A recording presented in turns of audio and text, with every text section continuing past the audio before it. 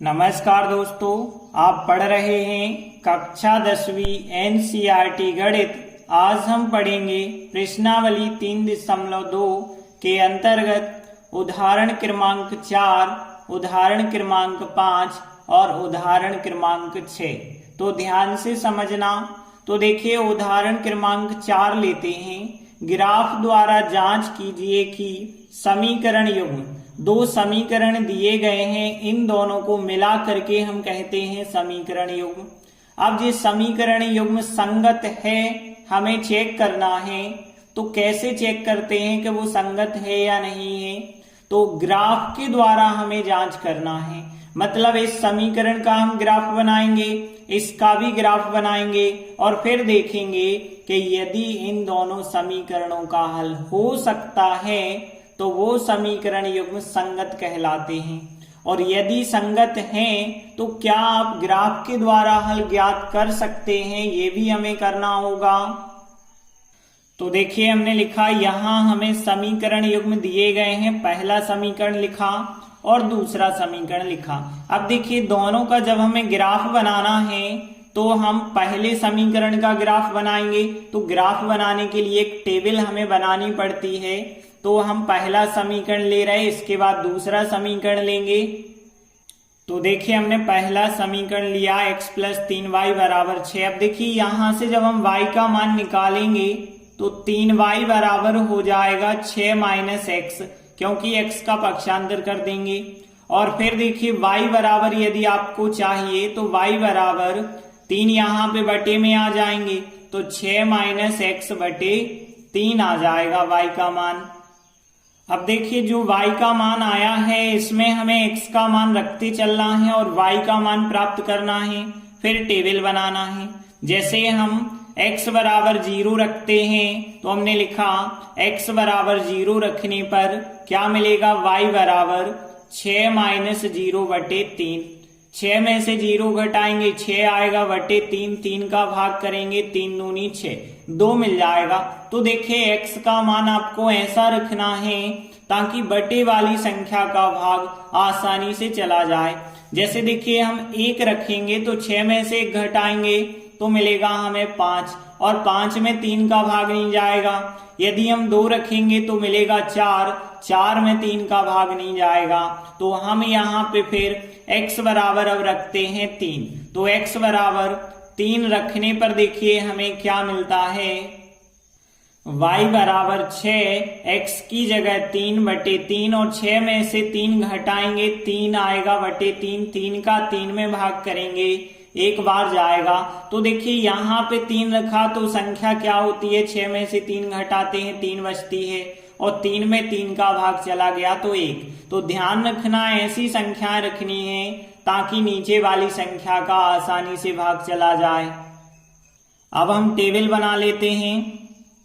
तो देखिए, टेबल में लिखा x और फिर y बराबर जो है उसे लिखा।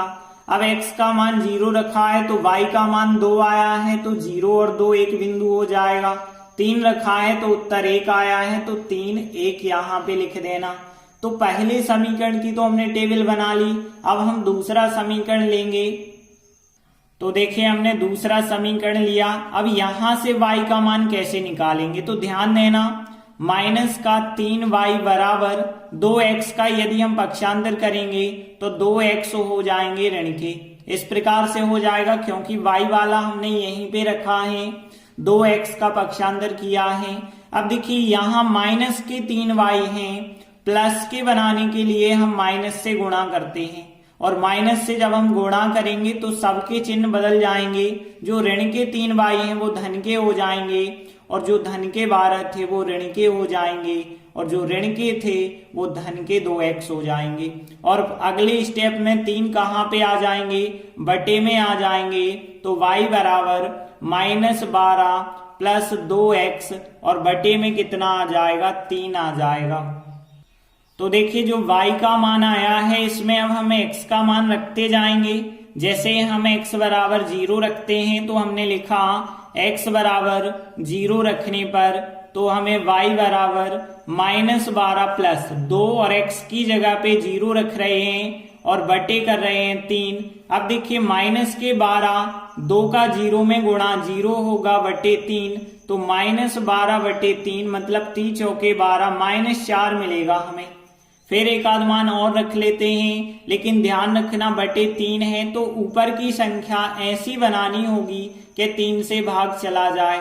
तो जैसे हम यहाँ पे 3 रख के देखते हैं तो x बराबर 3 रख के देखते हैं, तो 3 रखने पर y बराबर -12 प्लस 2 और x की जगह पे रख रहे हैं 3 और बटे है 3, तो -12 3 दूनी 6 हो जाएगा, यहाँ 3 2 का गुणा करेंगे बटे 3। -12 प्लस के 6 हैं तो -6 बच गए बटे 3 और 3 दूनी 6 -2 मिल गया हमें। तो देखिए हमने x के 2 मान रखे हैं, आप चाहे तो 3 भी रख सकते हैं। अब हम टेबल बना लेते हैं। तो देखिए एक जगह x लिखा और एक जगह y का मान। अब देखिए 0 रखा है तो उत्तर -4 आया है, तो 0 पे -4 हमने लिखा है y का मान। फिर 3x लिया है तो y -2 आया है, x का मान 3 है तो y का मान -2।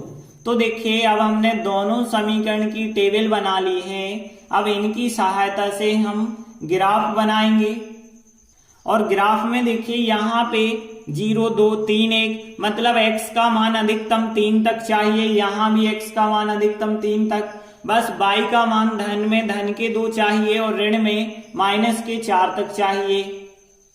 तो देखिए इस प्रकार से हमने x अक्ष और y अक्ष बनाए और जहां तक संख्याओं की जरूरत है वहीं तक संख्याएं लिखिए, ज्यादा एक्स्ट्रा लिखने की जरूरत नहीं है। अब देखिए पहली टेबल देखें तो x का मान 0 लेना है और y का मान 2। देखिए 0 तो ये रहा, x का मान और y का मान 2 यदि हम देखेंगे तो ये रहा, तो यहीं पे एक हमें बिंदु मिल जाएगा। इसके बाद हमें x का मान 3 और y का मान 1 लेना है। x का मान 3 तो ये मिल गया, y का मान 1 मतलब दोनों को मिलाएंगे यहाँ पे एक बिंदु मिलेगा। तो देखिए हमारे पास 2 बिंदु हो गए। अब हम इन दोनों बिंदु को मिलाती हुई एक रेखा बना देते हैं।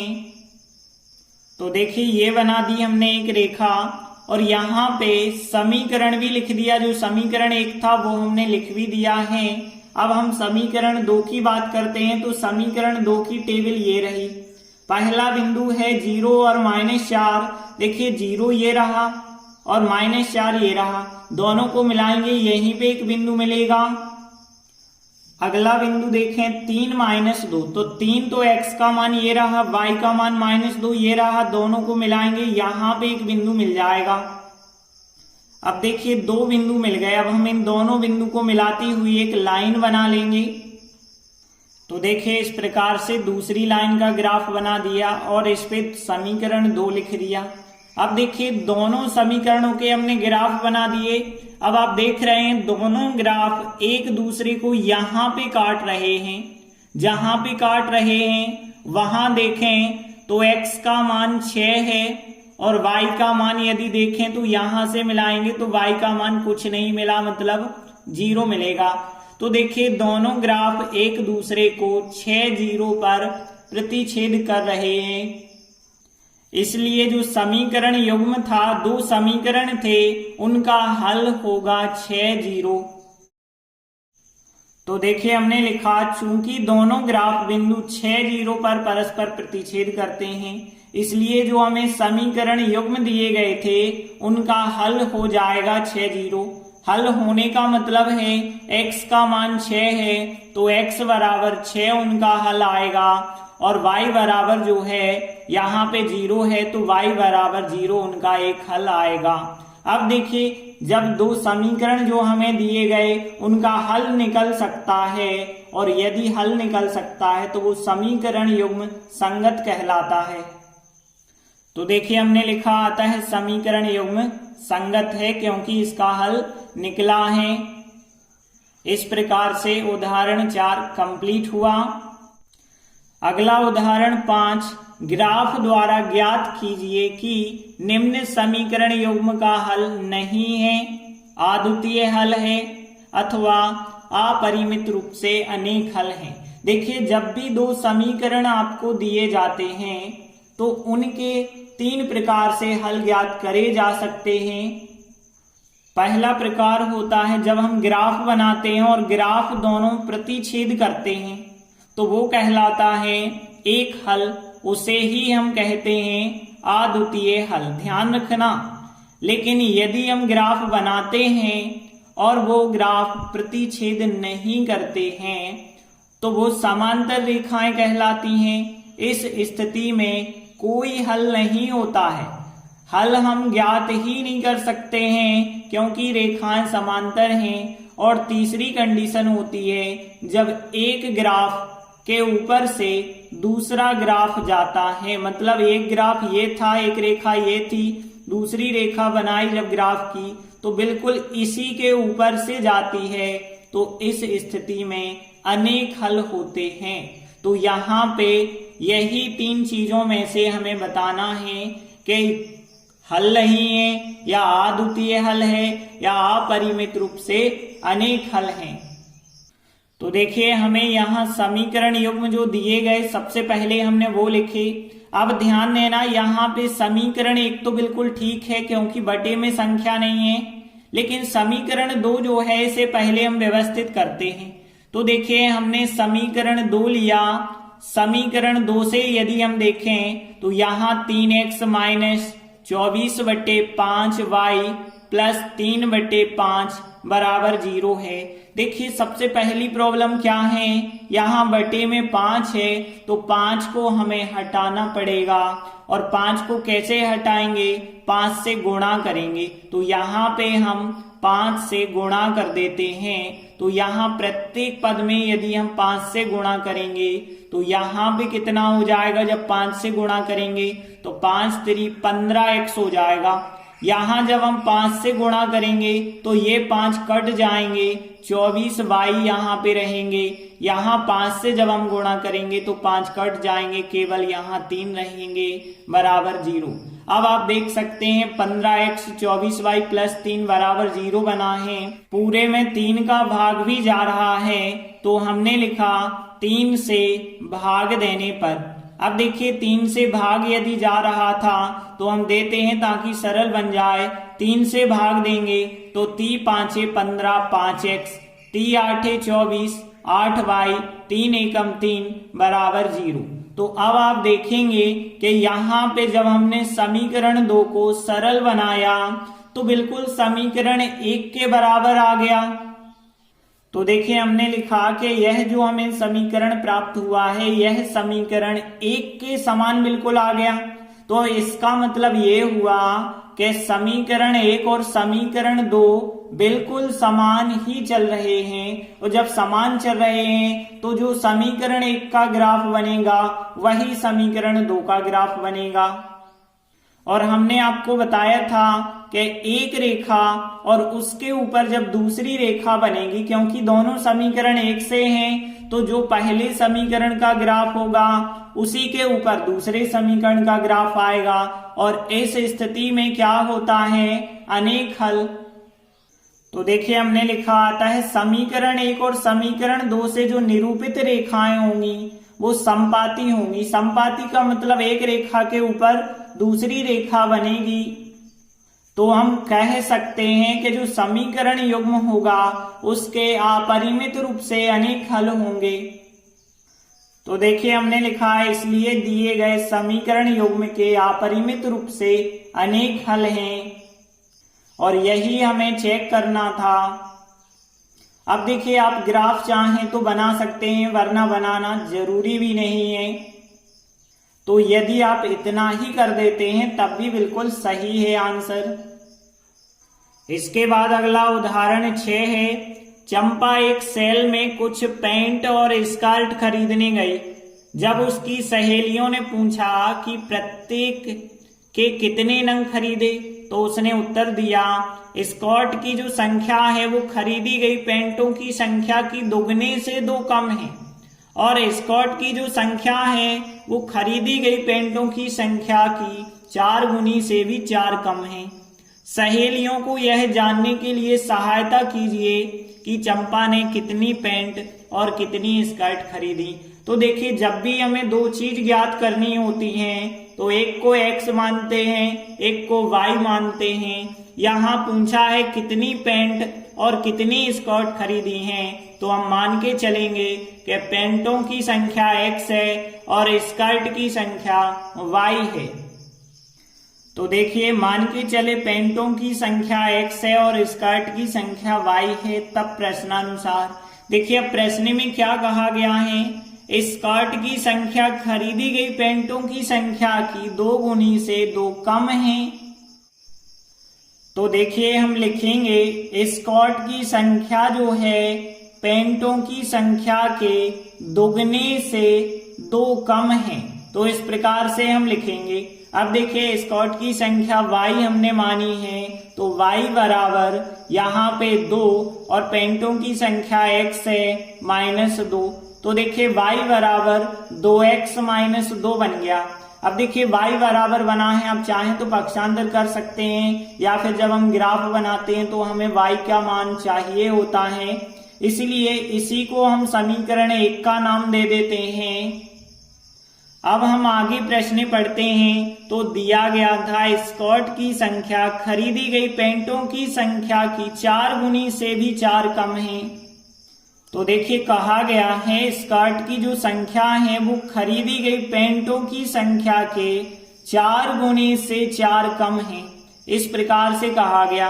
अब स्कर्ट की संख्या y हम रखेंगे बराबर 4, पैंटों की संख्या x है, x रखेंगे -4, इसे बना दिया हमने समीकरण नंबर 2।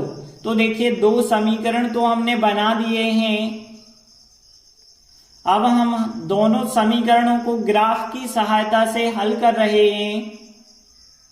तो देखिए हमने समीकरण 1 लिया y बराबर 2x - 2, देखिए y बराबर के रूप में व्यवस्थित है, अलग से व्यवस्थित नहीं करना।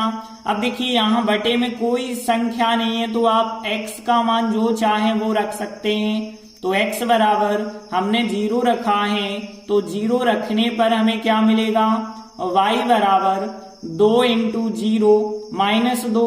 अब देखिए 2 और 0 का गुणा किया 0 -2 करेंगे तो आंसर मिलेगा हमें -2। x बराबर 1 रख लेते हैं जैसे, तो हमने लिखा x बराबर 1 रखने पर तो क्या हो जाएगा, y बराबर 2 × 1 - 2। अब देखिए यहाँ 2 का 1 से गुणा किया 2 आएगा, फिर -2, 2 में से 2 घटाएंगे तो कितना आएगा, 0। तो देखिए हमने 2 मान रख लिए हैं, अब इनकी टेबल बना लेते हैं। तो देखिए हमने लिखा एक जगह x और एक जगह y का जो मान है वो लिखा, 0 रखा है तो -2 उत्तर आया है, फिर हमने 1 रखा है तो 0 उत्तर आया है, इस प्रकार से टेबल बनाई। अब हम समीकरण 2 की टेबल बनाएंगे, तो समीकरण 2 ले लेते हैं। तो देखिए हमने समीकरण 2 लिया और ये समीकरण भी y बराबर के रूप में व्यवस्थित है, कोई समस्या नहीं है, बटे में यहां भी संख्या नहीं है, तो आप जो चाहे x का मान रख सकते हैं। तो देखिए हमने x बराबर 0 रखा तो y बराबर 4 × 0 करेंगे -4। अब देखिए 4 का 0 से गुणा होगा 0, 0 में से 4 घटाएंगे तो -4 ही हमें प्राप्त होगा। एक आध संख्या और रख लेते हैं, x बराबर जैसे 1 रख लेते हैं। देखिए ज्यादा बड़ी संख्या नहीं रखनी क्योंकि बड़ा ग्राफ भी तो बनाना पड़ेगा। तो y बराबर 4, x की जगह 1 रखेंगे -4। अब देखिए 4 एकम 4 होगा, 4 में से 4 को घटाएंगे तो 0 मिल जाएगा। तो देखिए हमने 2 मान रखे हैं, अब इनकी टेबल बनाते हैं। तो देखिए x लिखा हमने और y बराबर जो है वो लिखा, 0 रखा है तो -4 आया है तो 0 -4 लिखा, 1 रखा है तो 0 आया है तो 1 0 हमने यहाँ लिखा। देखिए दोनों समीकरण की टेबल हमने बना ली है। अब हम ग्राफ बनाएंगे, तो ग्राफ बनाते वक्त ध्यान रखना कि देखिए 0 1, यहाँ 0 1, x अक्ष में तो 1 से ज्यादा ही संख्या नहीं चाहिए तो कोई प्रॉब्लम नहीं है। y अक्ष में -2 0, -4 0, तो y अक्ष में जरूर ध्यान रखना -4 तक चाहिए हमें, और धन की संख्याओं की ज्यादा जरूरत है ही नहीं। तो देखिए इस प्रकार से हमने x अक्ष और y अक्ष बनाया और उस पे ये संख्या लिख देते हैं। अब देखिए पहले समीकरण की जो टेबल है, x का मान 0 है, y का मान -2 है। 0 तो ये रहा, चाहे x का हो या y का, दोनों का माना जाता है x का 0 और y का मान -2। एक बिंदु तो यहां मिल गया। आगे देखिए एक 0 चाहिए, x का मान 1 और y का मान 0, यहीं पे मिलेगा हमें दूसरा बिंदु। तो देखिए हमारे पास दोनों बिंदु आ गए। अब हम इन दोनों बिंदु को मिलाती हुई एक रेखा बना लेते हैं। तो इस प्रकार से हम रेखा बना देते हैं और इस पे समीकरण 1 भी लिख देते हैं। आगे देखिए समीकरण 2 की टेबल, पहला बिंदु है 0 -4। तो देखिए 0 तो ये रहा और -4 y का ये रहा, तो एक बिंदु यहां मिल जाएगा। इसके बाद देखिए हमें चाहिए एक 0 और एक 0 तो हम दर्शा चुके हैं क्योंकि x का 1 y का 0 ये हो गया। अब देखिए एक बिंदु ये रहा और एक बिंदु ये रहा, इन दो बिंदु को मिलाती हुई एक रेखा बनाएंगे। तो इस प्रकार से बन जाएगी लाइन और इस लाइन पे हम समीकरण 2 लिख देते हैं। अब देखिए यहाँ पे दोनों ग्राफ इस बिंदु पे प्रतिच्छेद कर रहे हैं और प्रतिच्छेद कर रहे हैं, एक 0 पर प्रतिच्छेद कर रहे हैं। तो इन दोनों समीकरणों का जो हल होगा वो 1 0 होगा, मतलब x का मान 1 और y का मान 0। तो देखिए हमने लिखा, चूंकि दोनों ग्राफ बिंदु 1 0 पर परस्पर प्रतिच्छेद करते हैं, इसलिए जो दो समीकरण हैं उनका हल क्या होगा, x बराबर 1 हो जाएगा उनका हल और y का मान है 0, तो y बराबर 0 होगा। अब देखिए हमने क्या माना था, पेंटों की संख्या x मानी थी जो कि 1 आ गई है और स्कर्ट की संख्या y मानी थी जो कि 0 आई है। तो देखिए हमने लिखा आता है पेंटों की संख्या x बराबर 1 और स्कर्ट की संख्या y बराबर 0 हमारा आंसर हो जाएगा। इस प्रकार से उदाहरण 6 भी कंप्लीट हुआ। तो आज हमने 3 उदाहरण कंप्लीट कर लिए हैं। धन्यवाद।